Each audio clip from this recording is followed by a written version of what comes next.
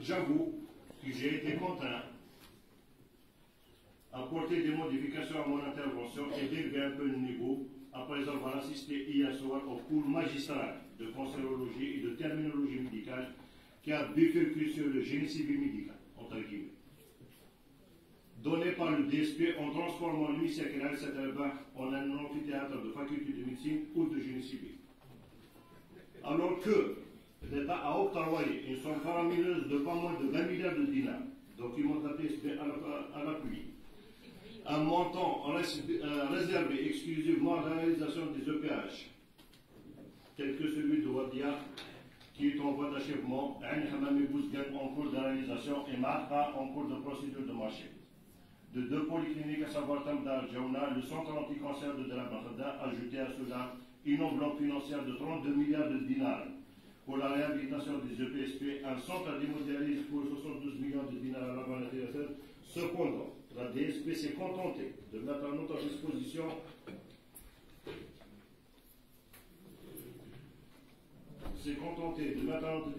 un document très léger que je vous invite à lire pour nous présenter les projets structurants de toute la Oulaya qui ne reflètent réellement qu'une fiche de projet du CAC, où la DSP nous garde de données relatives aux travaux de bâtiments et de génie civil, comme si la DSP se substituait à la direction des équipements publics ou même à un bureau d'études.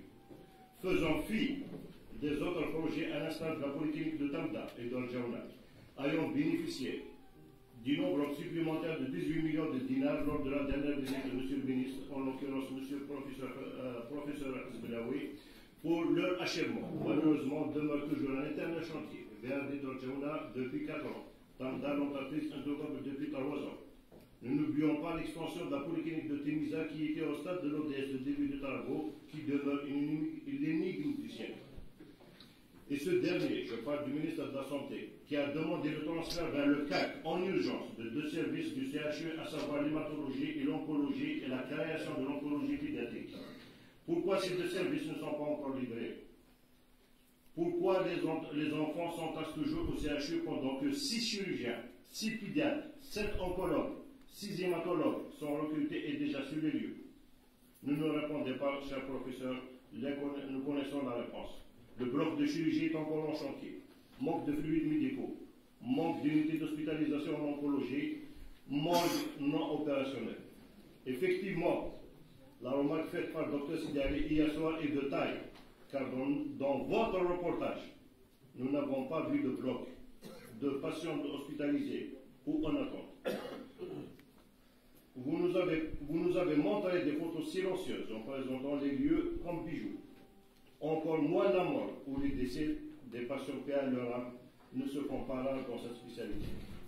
Cher professeur, on nous a enseigné que le cancer est la base d'un champignon, et est à la base d'un champignon qui n'est pas dépisté à temps. Alors pourquoi le CAC ne dispose d'aucun service de prévention de dépistage du cancer, sachant que vous avez énoncé dans votre exposé d'hier, l'incidence du cancer dépasse les 1500 cas annuels dans notre wilaya.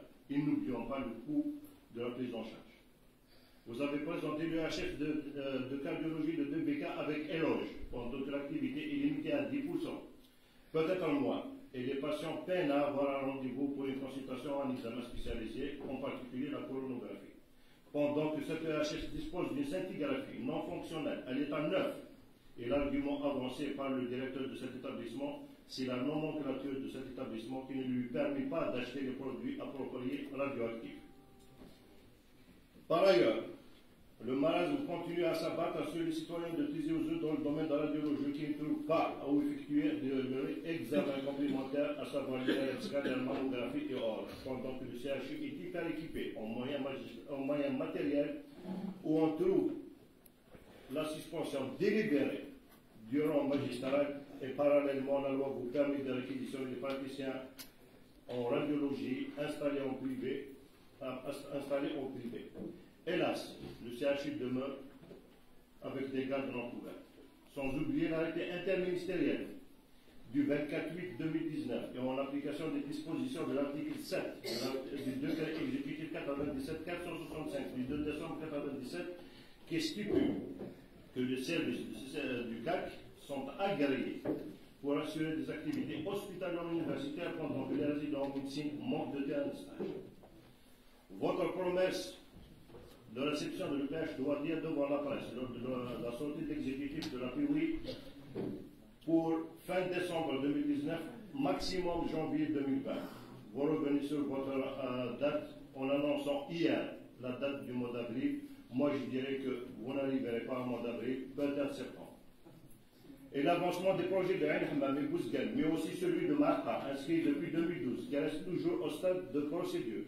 Ces montants faramineux étaient destinés à l'amélioration de la couverture médicale et une meilleure prise en charge des malades de la Wilaya, et ce pour concrétiser la politique prônée par le gouvernement depuis l'indépendance, à savoir la proximité des gratuités des soins, hélas, qui sont la priorité ailleurs. J'en ai pour une minute, M. le Président. S'il vous plaît, une minute. Au moment où on parle de la prise en charge sanitaire des citoyens et le taux de couverture médicale de notre Wilaya qui est légèrement supérieur à la moyenne nationale, la commission santé de la PUI, lors de ces différentes sorties et la réunion tenue à la PUI, nous révèle à plus d'un titre un constat non seulement des constructeurs des rapports périodiques de tout va bien de la direction concernée, mais encore pire, nous renseigne d'un délabrement total des infrastructures et établissements de proximité censés être les leviers de prestation de soins de base et pluridisciplinaires. On retrouve à la fois soins de base, consultation, radiologie, laboratoire, PMI, maternité et fauteuil dentaire, et des consultations spécialisées et parfois de consultations spécialisées et maladies chroniques. En dépit des allocations budgétaires importantes engagées par le pouvoir public au niveau central, le marasme dans les EPSP, les EPH, EHS ne cesse de s'aggraver et d'empirer. Sinon, comment expliquer que les citoyens ont eu recours à des actions extrêmes, à savoir la fermeture des structures sanitaires dans notre wilaya?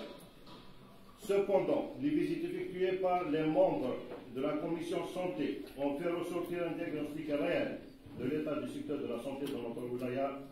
Mesdames, Messieurs, les budgets colossaux dépensés depuis plus d'une décennie à ce jour dans l'amélioration du cadre de vie et de la couverture sanitaire des populations locales ne doivent pas se limiter à la réalisation des infrastructures vides, non fonctionnelles, voire fantomatiques. Comment osons-nous parler de la santé de proximité alors que les zones montagneuses, rurales et enclavées sont pratiquement négligées et vivent réellement un désert médical? Pour ne citer que Aïtoua dans la commune d'Afrique, Tezet dans la commune d'Iliten, tout en sachant que c'est cette commune qui a donné le plus de martyrs durant la guerre de libération nationale. La commune d'Aïtziki a 1400 mètres d'habitude. Assi Youssef, Aïtelga dans la commune de Mkira, toutes dépourvues d'un point de garde H24 et de maternité.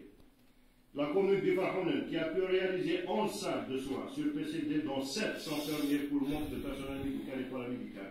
Pourtant, ces dernières localités ne sont pas gâtées par le relief naturel, particulièrement en saison hivernale.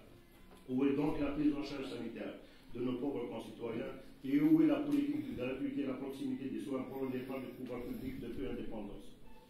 Concernant les EPH, je voudrais juste me limiter à un élément de dysfonctionnement et de mauvaise gestion parmi tant d'autres. Il s'agit de l'existence, depuis des années, de scanners dans les EPH à l'image de Azazga, Ain Hammam, Asfoul, Bourni, sans médecin radiologue.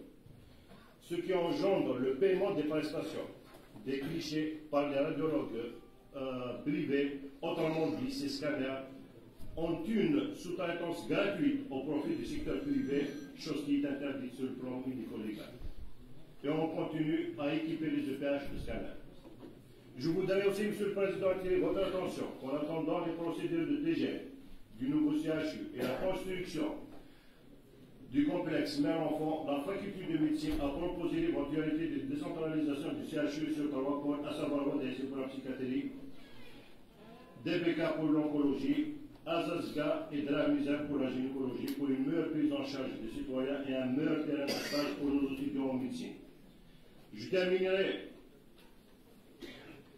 par vous dire, Monsieur le Président, que la multitude des problèmes, leur complexité ne nous permet pas de cerner le secteur de la santé lors d'une session dédiée au développement local.